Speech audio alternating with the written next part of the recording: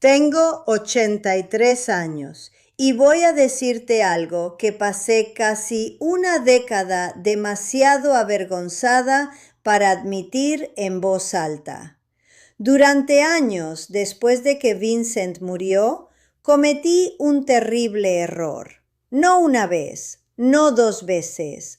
Lo cometí cada semana, a veces cada día, durante la mayor parte de 7 años. Y lo peor es que pensé que estaba haciendo lo correcto. Pensé que estaba manteniendo a la familia unida. Pensé que estaba siendo una buena madre. Lo que en realidad estaba haciendo era enseñarles a mis hijos exactamente lo poco que necesitaban respetarme. Déjame explicarlo. Cuando Vincent falleció, hace 15 años ya, el febrero después de nuestro 46º aniversario, me derrumbé de formas que no le mostré a nadie.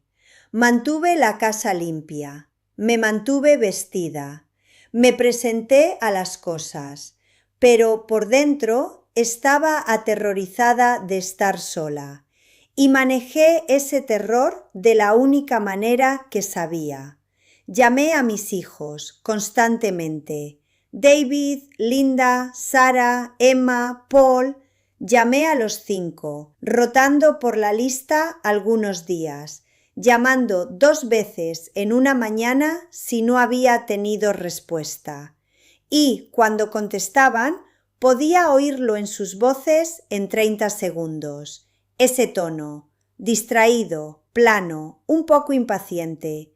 Sí, mamá, ¿qué pasa? Como si estuviera interrumpiendo algo importante. Y esto es lo que hice con ese sentimiento. Me lo tragué. Cada vez me lo tragué. Me decía a mí misma que estaban ocupados. Me decía a mí misma que tenían sus propias vidas.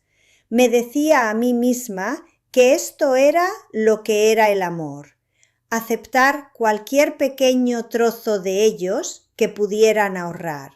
Estar agradecida por ello. No decir nunca una palabra sobre cuánto dolía. No entendía entonces lo que en realidad estaba haciendo.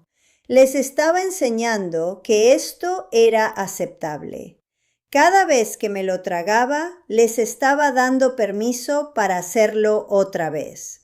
Presta atención a esto, porque va a importar más adelante. El momento que recuerdo con más claridad, y he pensado en él muchas veces desde entonces, fue una cena de domingo. Linda había venido y yo había pasado toda la mañana cocinando. Asado, como le encantaba cuando era niña. Había puesto la mesa como es debido, y en algún punto a mitad de la cena empecé a decir algo sobre hacerme mayor. Sobre cómo ver a mi vecina enfermar me había hecho pensar en cosas. Y antes de que pudiera terminar la frase, Linda levantó la vista de su teléfono y dijo: «Mamá, ¿podemos simplemente no hacerlo pesado hoy? Ha sido una semana larga». Y volvió a su teléfono. Todo se quedó en silencio dentro de mí. No la habitación.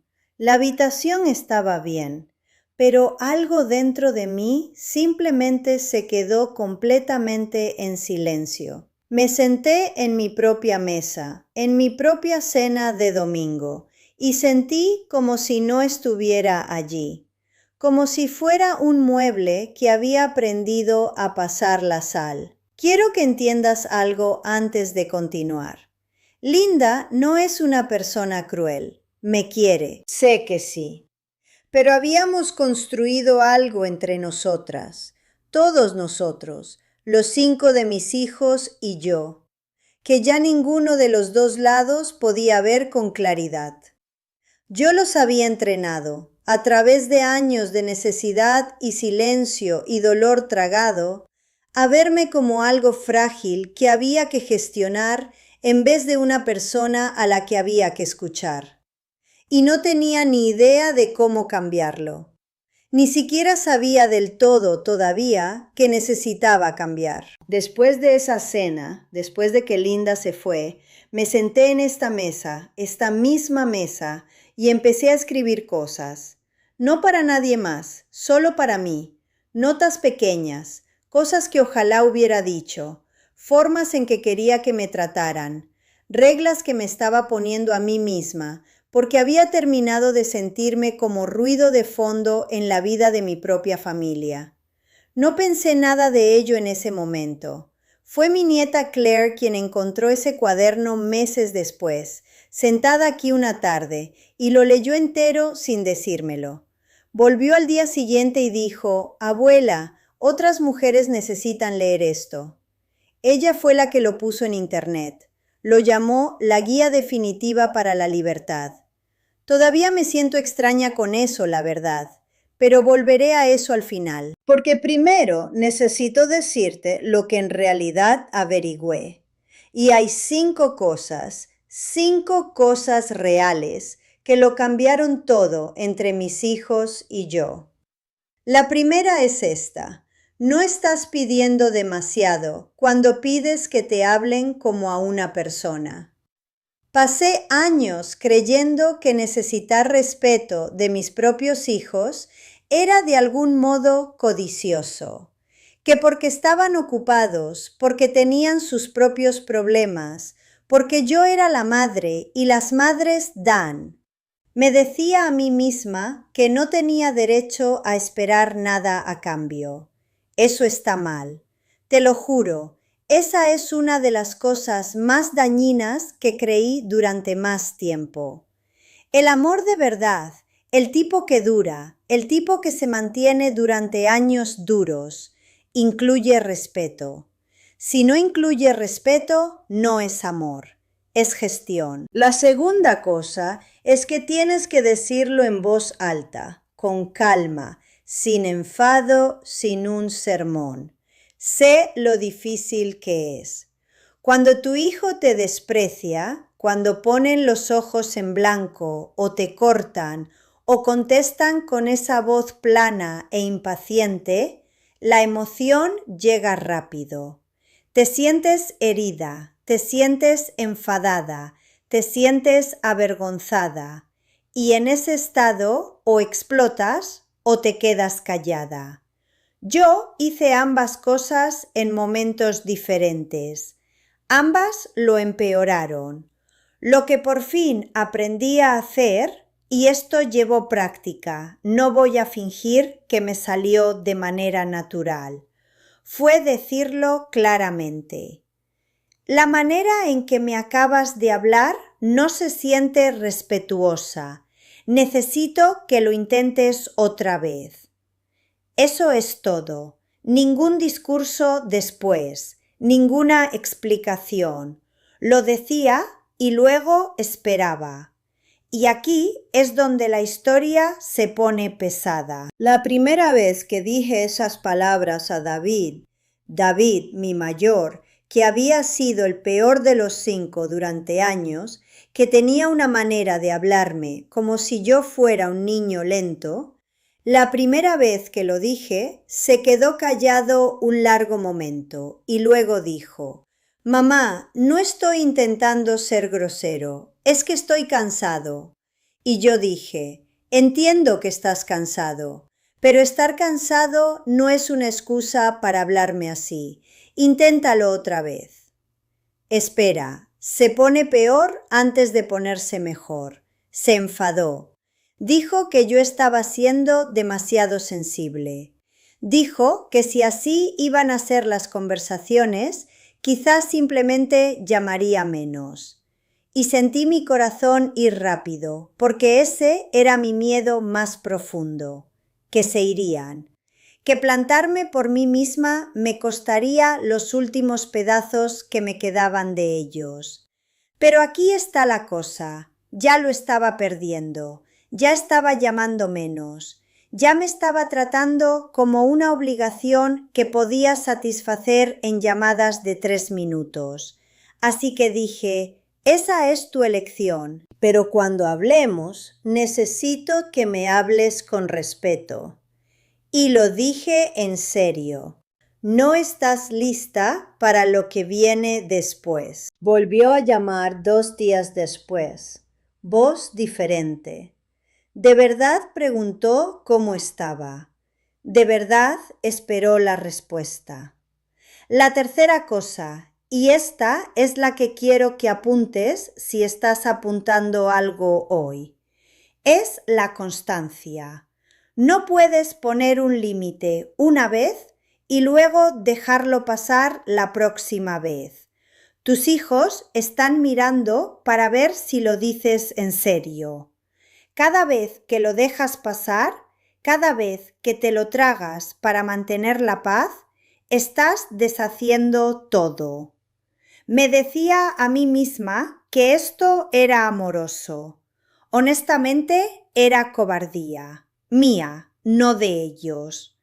Cada vez que lo dejaba pasar, estaba haciendo más difícil abordarlo la próxima vez.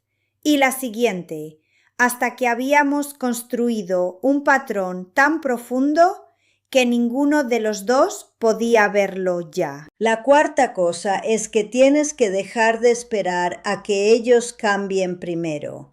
Perdí años esperando a que se dieran cuenta, esperando a que se sintieran mal. No se dieron cuenta y no se sintieron mal porque nunca les había dado ninguna razón para mirar lo que estaban haciendo. Cuando empiezas a exigir un trato respetuoso, algo cambia en cómo te ven. Michael, el mayor de Linda, mi nieto, dijo algo a Linda una vez que ella me repitió. Dijo, la abuela parece diferente últimamente, más sólida de alguna manera. Sólida. He pensado en esa palabra 100 veces. Pasé años haciéndome pequeña para que nadie se sintiera cargado por mí. Todo lo que hice fue desaparecer. La quinta cosa, y esta es la que he guardado porque es la más difícil, es que tienes que dejar de tener miedo al silencio. Cuando dices lo que necesitas decir y luego esperas, el silencio se siente enorme. Tu instinto es llenarlo, suavizarlo, disculparte por pedir. No, ese silencio está haciendo el trabajo. Déjalo hacer su trabajo.